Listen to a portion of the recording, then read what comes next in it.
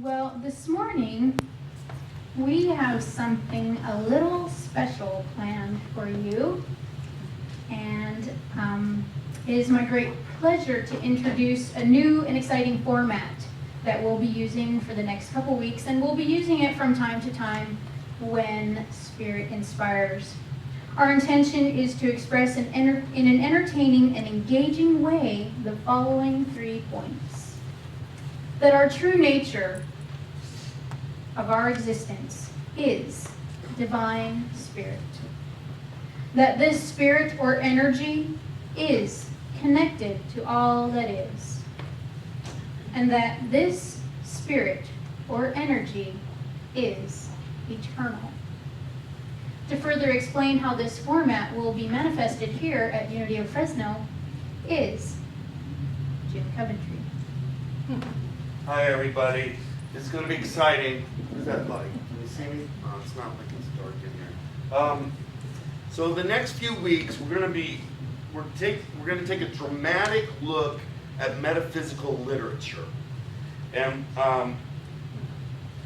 our intention is to create a physical manifestation of the literature. So music and drama facilitate this really well. It's a really good deal. It inspires our minds and connects our thinking about it to our hearts. So there's a few characters, dramatic characters, who will be present throughout these dramatic interpretations. And two of the main ones are fear and love.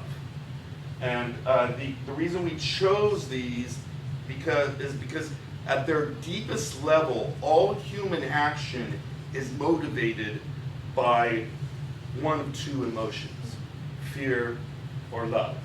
In truth, there are only two emotions, only two words in the language of the soul.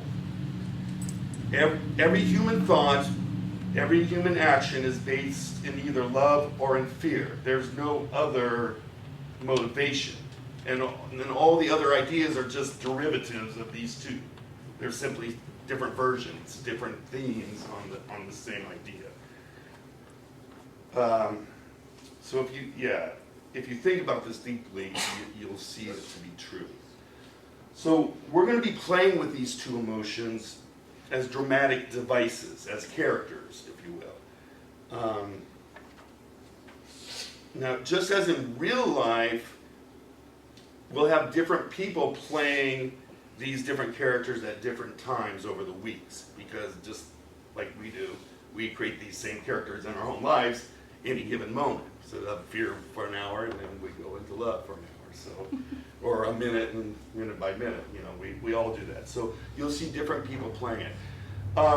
This morning, we're going to have, this is going to be tough, Reverend Joe and Rob are going to be playing the characters of love, which is kind of appropriate for us here.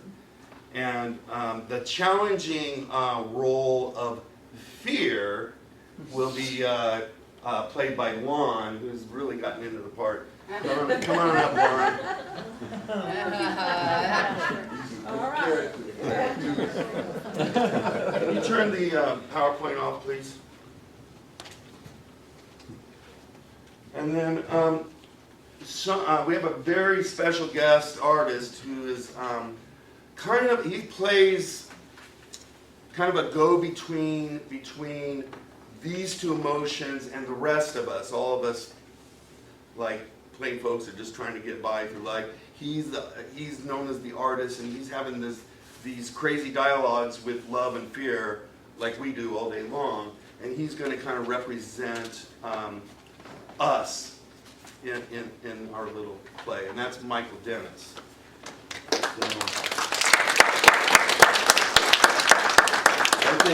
I think that's it. We start off with a little music, and then we'll go from there.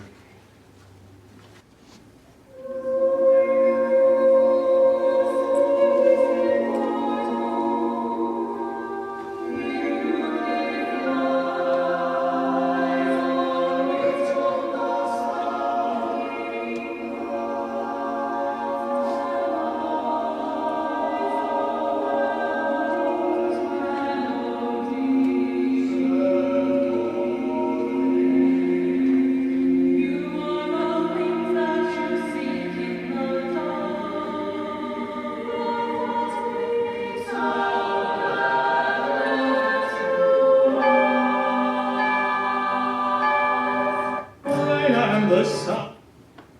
We stand in a place beyond the nothingness, a place of many names, a place of remembrance. Poets evoke it in images and rhymes. Composers trace echoes of its uncanny chords. Dreamers catch glimpses of its otherworldly light. Philosophers search for it on frail ships of reason. For here, time has lost its hold upon the world. Here the laughter of children and the music of the artists have created ways of knowing that all life is sacred and eternal. This is where we are. By recognizing the illusion of the ego, becoming nothing, becoming the music itself, you have emerged as all things. What are you? I have been called many names, mind at large, collective conscious, Allah, God, all of these. And all of these things I am. This is God? You are He? She, She? He. He? it, Whatever. Whatever is exactly right. Okay, but do you think you could stop doing that thing with your voice? What thing? Yeah, that thing. That's all you, my friend. What do you mean? Your perception of me is what you hear. Okay, I guess I'll have to work on that. Hey, have I got a lot of questions for you? Ask away. Really? Really? Alrighty then. First off, why is it that you do not reveal yourself to everybody? If there really is a God and you are it, why do you not reveal yourself to everybody in a way they can all understand? I have done so, over and over. I am doing so again right now. No, I mean in a way that cannot be denied. Such as? Such as appearing right now before my eyes. I am doing so right now. Where? Everywhere you look. I am in every flower, every rainbow, every star in the heavens, and everything in and upon every planet rotating around every star. I am the whisper of the wind, the warmth of the sun. All right, I get the picture. But I meant appearing in a way that is incontrovertible. What way would that be? In what form or shape would you have me appear that would be incontrovertible? In the form or shape that you actually have. That would be impossible. For I have no form or shape you understand. I exist in everything. That's everything. The allness is my expression. The wholeness is my nature. There is nothing that I am not, and something I am not cannot be. This is important because it means that you and I are one. We cannot be anything else if I am what I am, which is all that is. Wow. That's a little more than I could absorb all at once. So I'm thinking I might be needing something a little more specific. You and Moses would get along great. So I'm going to tell you the same thing I told him. The beauty of this arrangement is that you can see me in any form you choose. Any form? As you imagine it, so it will be. Come to me from out there.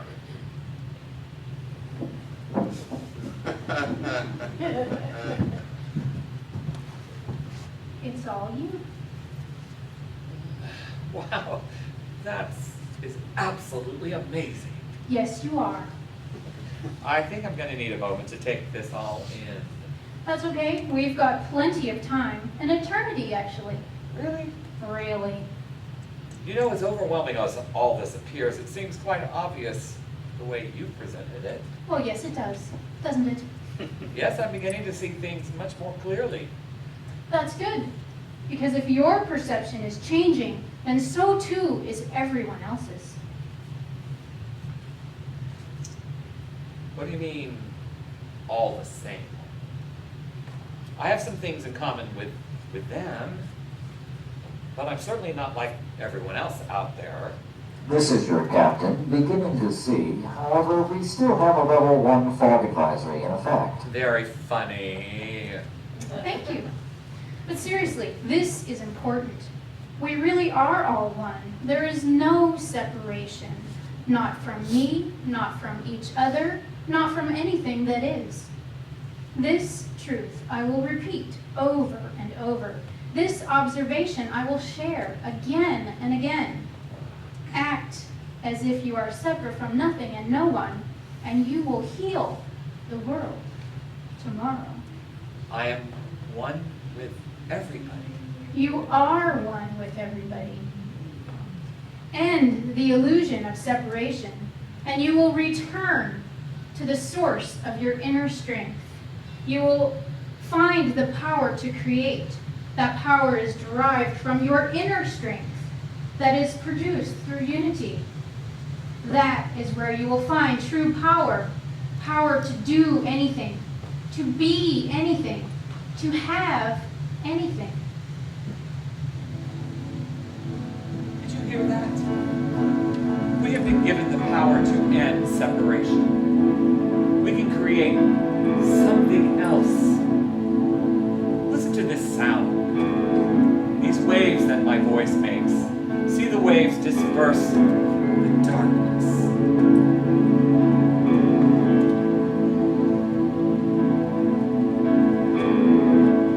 Can't you see this light? We are all as one in this sound. All one voice, everyone.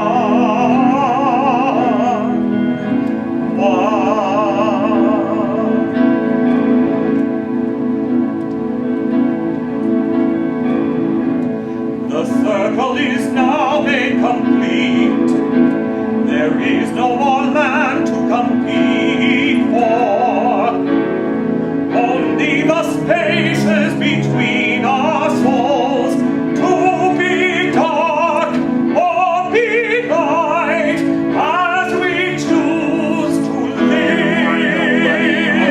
Nobody, you are nobody, and you are not worth a. He is a nobody, only a nobody. He is a nobody, and he is not worth a. Can't you see what he is doing? Separating us, isolating us. Desperate fear. It doesn't have to be this way. What way is that? You are an illusion, only a projection of everybody's fears. You feed off those fears. Without them, you would not exist. I can expose you. I will expose you. You will you? You have no will to will. You are a nobody with nothing to defend yourself but your voice. That pathetic sword of sound. You have not even an edge to cut, bite, and divide like my precious blade of division. With our voice, we will stop your division, make things whole. Will you please help vanquish this illusion by joining our voices as we sing our song of unity? We are all as one.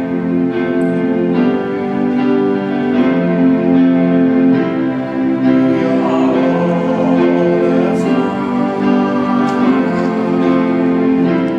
We are all as one. Sing it with us. We are all as one. We are all as one. We are all as one. We are all as one. Oh, you and your unity. This is ridiculous. Talk about an illusion. How is it that you and your friends are the only ones who can see this unity? The rest of the world sees me. Everybody knows me. And do you mean to say that you are one with God? That you are God? Sounds like blasphemy to me. I mean to tell you that there's nothing else but God, and because God is all there is, then there's no separation between us and the all that is. No separation between us as individuals, nor us as the divine spirit, which is God. Did Christ not say, "My Father and I are one. Yes, but And did he not state, we are all one? yes, but he meant that more as a philosophical statement, not a statement of fact. It is a statement of fact. We are all one. That is what is meant by whatsoever you do to the least of these, you do unto me. Wait, just stop right there. This is enough of this unity nonsense. How can you say that they are all as one when it is painfully obvious that they exist in completely different and separate bodies? Short, tall, black, white, skinny. Watch it. How is this possible? I'm so glad you asked. These apparent contradictory truths that see us as separate and at the same time one are something that I like to call the divine dichotomy. This divine dichotomy holds that it's possible for two apparently contradictory truths to exist simultaneously in the same space. Now, I know you find this difficult to accept, so I'm going to explain it to you in a way which will make it delightfully clear. In the realm of the absolute, as opposed to the realm of the relative in which we live, it is very clear that one truth, which is all there is, sometimes produces results which, viewed in relative terms, seem like contradictions. What? The differences are only the game that we play. The similarities are what light the way.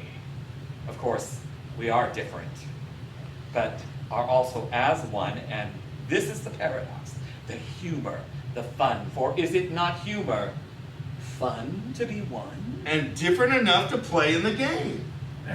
You don't make the rules of the game. Oh, but I do. We all do. And it can be such a humorous game if we choose.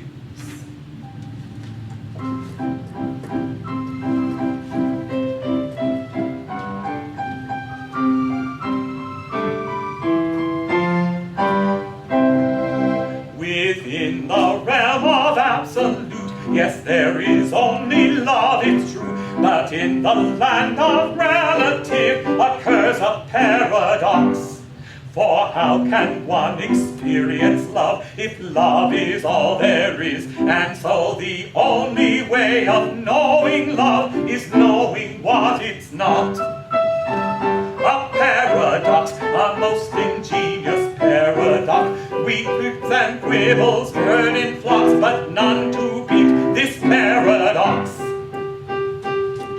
A paradox, a most ingenious paradox. Ha ha ha ha ha ha ha ha, paradox.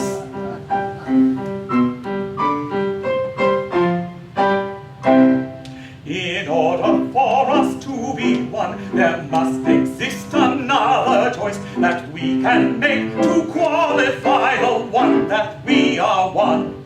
Yet this does not refute the fact that love is all there is, because the only way of knowing love is knowing what it's not. A paradox, a most ingenious paradox. We've quips and quibbles heard in flocks, but none to beat this paradox. A paradox, a most ingenious paradox. Ha ha ha ha ha ha ha, a paradox.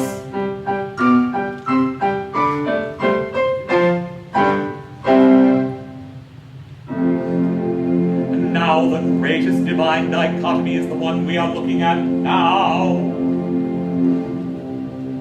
That there is only one being, and hence only one soul, and yet there are many souls within the one being. And while there is no actual separation between the souls, it is true that the stuff of which the soul is made manifests its physical reality at different speeds, producing different degrees of density. Different speeds. When did speed come into it? According to recent research by leading quantum physicists, all of life is a vibration. That which we call life is pure energy.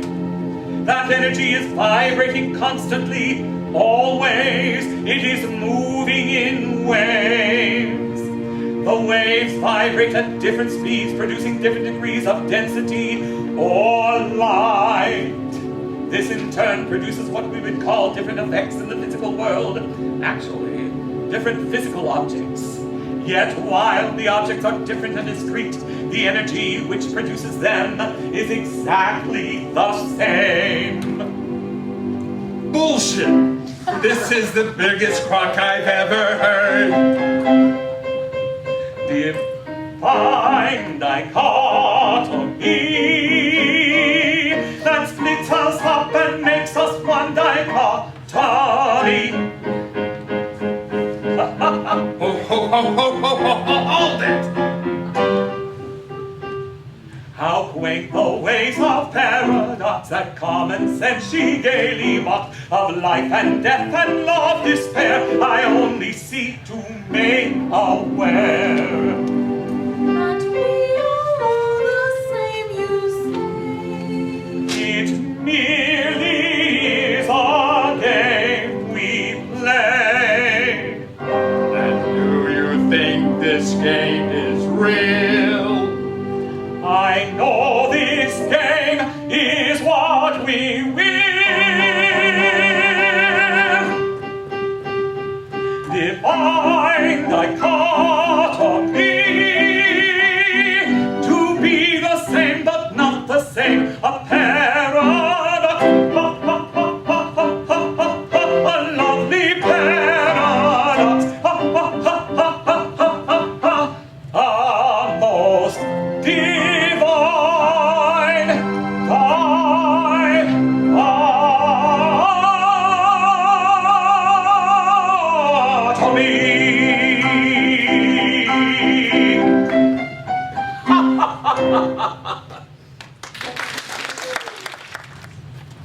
Well, there you have it, the truth. Oh, there you have it, the truth. And as you see in this light, we are all one. And now you also see where we'll be heading in the next couple of weeks, something new and exciting. And it is most certainly dramatic.